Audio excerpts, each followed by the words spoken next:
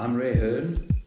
I try to write songs and poems about this part of the world, really.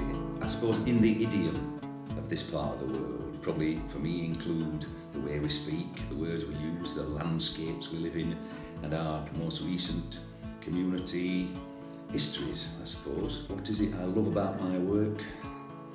Well, I like to work with groups of people, getting them writing as well from the communities around here, mainly Rotherham, Barnsley, Donny.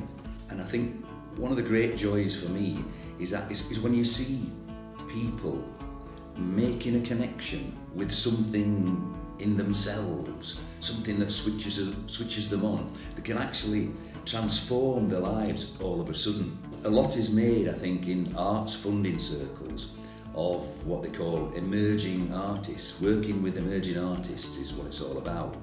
But there's a mistake made, I think, in that considering all emerging artists to be young artists. Well, they're not.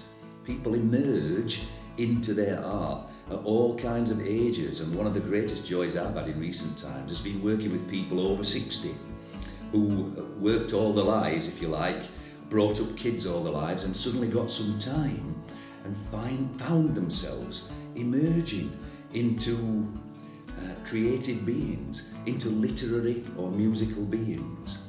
And that's a real thrill. What work or projects have I done with We Great Place? The most memorable project has got to be the Man Engine in June 2018 on a Saturday night in the old Elsica workshops at what's now the Heritage Centre. 2,500 people gathered in that yard to greet and welcome the Man Engine, this marvellously huge, clanking, mechanical, hissing, smoking figuration of a Cornish tin miner. Big as a crane. And his job with the team that he brought from Cornwall was to tell the story of tin mining. My task was to supplement and reinforce that story by telling, as best I could, the story of South Yorkshire mining communities. And so we put them both together, and the whole evening was spectacular. And just imagine my thrill, if you like, of being able to stand on an old shunter as the sun set over the old ironworks, and to welcome the Man Engine in our lingo on behalf of all the people of the surrounding pit villages. That was truly marvellous. Another project that I've been involved in was taking that story a little bit further. Last summer 2019, it was writing the ballad of Wentworth and Elsica. It was focusing really on the history of those two villages and how they interlinked and intermingled, and how the story of the big house, if you like, the Fitzwilliams, and their second fortune was really built on the foundation of Elsica as an industrial community, an industrial village. It was an experiment, a laboratory at the end of the 18th century when the Fitzwilliams planted their ironworks there and their earliest mines and their Newcomen engine, and that's where they made their second fortune. And of course it was located strategically 1.5 miles away over the hill from the big house where it couldn't be seen. So it was great for me to be able to tell some of those old mythologies about the big house and about the mucky place over the hill, which was Elsica. What impact has We Great Place project had on my creative practice? Well, first of all, it allowed me to speak less and to write more, which for any would-be writer I would have thought is a very good thing. And it gave me a much bigger canvas, if you like, for my little words to inhabit and to work, and challenged the whole scope of my poetical writing, particularly in that I was no longer writing about my little life, but trying to tried to look more broadly and deeply at the history of South Yorkshire and the culture around me, including the big house, which is not something that I would naturally incline to at all.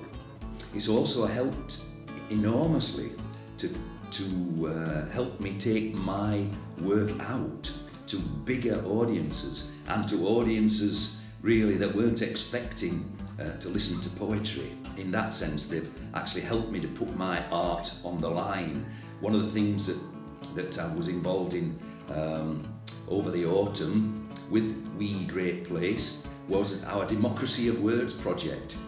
On a series of Saturday mornings, myself and a number of other writers went out to marketplaces in Doncaster and Rotherham, and went to Elsica as well, and stood in the main drag really, and recited poems as people passed by, and chalked bits of haikus and poetical expressions on the ground and on the pavement around us, and invited passers-by to partake. And nobody abused us, nobody chucked anything at us. On the contrary, some people stopped and spoke, some people took hold of the mic and did us a little piece that they could remember from school perhaps, or wrote us a haiku.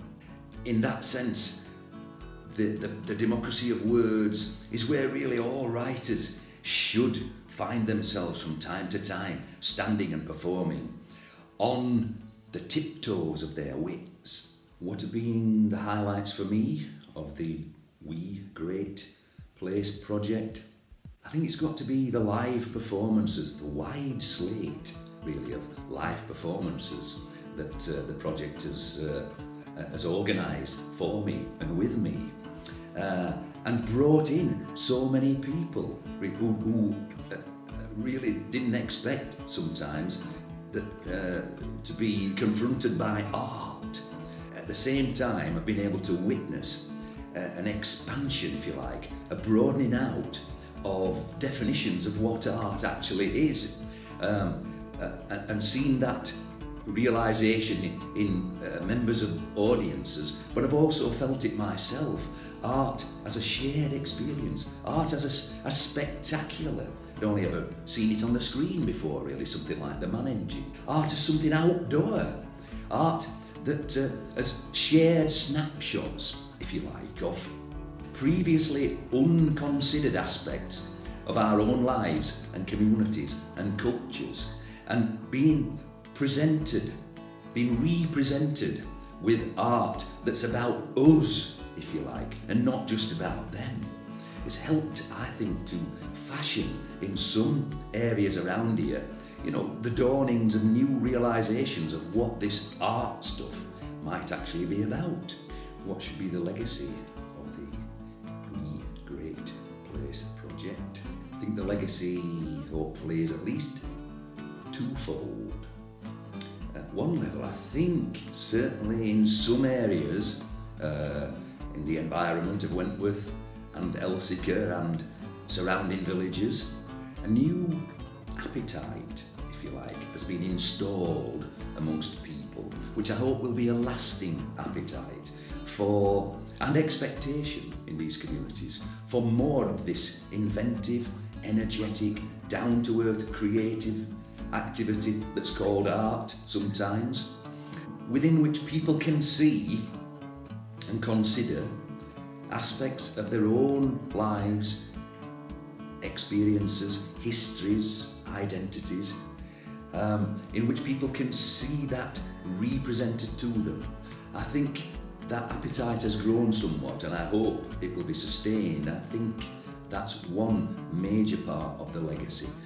Obviously, the other is the sense that resources will be available to continue these exciting experiments in what can be done with our culture in so many different off-the-wall forms, if you like, and represented to people.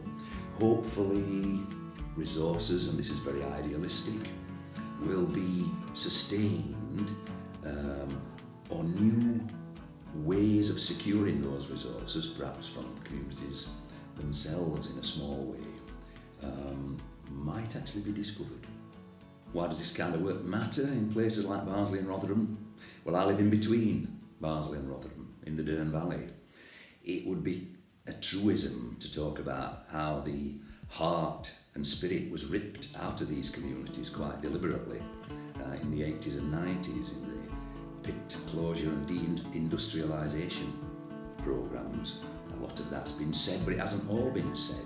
And it had a terribly demoralising effect on communities and on people in those communities in the sense of damaging people's sense of worth and capability and potential at a profound level, psychic and cultural as well as economic. Now, nothing can bring any of that back in a sense, but I like the way, it's a small like compared with that huge task, I like the way that art can bring some dignity back to people. It can give them a sense of who they were and who they might yet be. Not just as patrons of the arts, as members of audiences, but that is important in itself, but also as practitioners themselves at whatever age. They too can have a go at this art stuff. Many of them did it in their work and didn't realise how skilled and artistic they actually were. So the arts is important in actually helping people to regain a sense of their own worth and build upon that worth with others, I think. And if it's not important here in Barnsley, Rotherham and the Hearne, which was the crucible of the Industrial Revolution, building much of the wealth of this country, then, you know, where does it matter? I wanted to mention a little story of that epitomises how this kind of work matters.